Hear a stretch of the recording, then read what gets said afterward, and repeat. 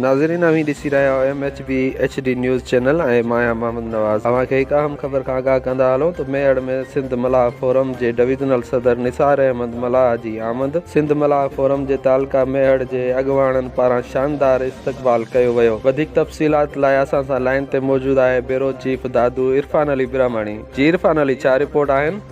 जी मोहम्मद नवाज़, मेहड़ में सिंध मलाह forum division शहीद बेनज़ीराबाद जे डिवीज़नल सदर निसार अहमद मलाह पारां मेहड़ सिंध मलाह फोरम जो दौरो कयो वियो। उन मौक़े ते सिंध मलाह फोरम तालका मेहड़ जे सदर मोहम्मद पुनल मलाह ऐं ॿियनि पारां संदसि महिमान खे आजाणे में गुलनि जा हार पाराए आजाणो ॾिनो वियो। ऐं मां खे ॿुधाईंदो हलां त शहीद बेनज़ीराबाद जे डिवीज़नल सदर निसार अहमद मलाह तक़रीब खे ख़िताब कंदे चयो त असीं बेहद थोराइता आहियूं साईं पंहिंजे क़ाइद साईं रखियो मीराणी जा। जन असांखे पूरी दुनिया में मलाहनि जे हक़नि लाइ तंज़ीम जोड़े हिकु जाइ ते गॾु कयो आहे। उन वधीक तक़रीब खे ख़िताब कंदे चयो त असीं पंहिंजा हक़ चङी रीति वठणु चाहियूं था।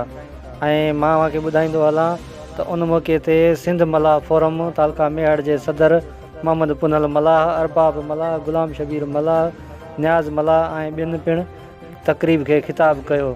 ऐं ख़िताब कंदड़नि चयो त असांजी बिरादरी पूरी दुनिया में सुॼाग आहे ऐं असां पंहिंजा हक़ चङी रीति वठणु चाहियूं था।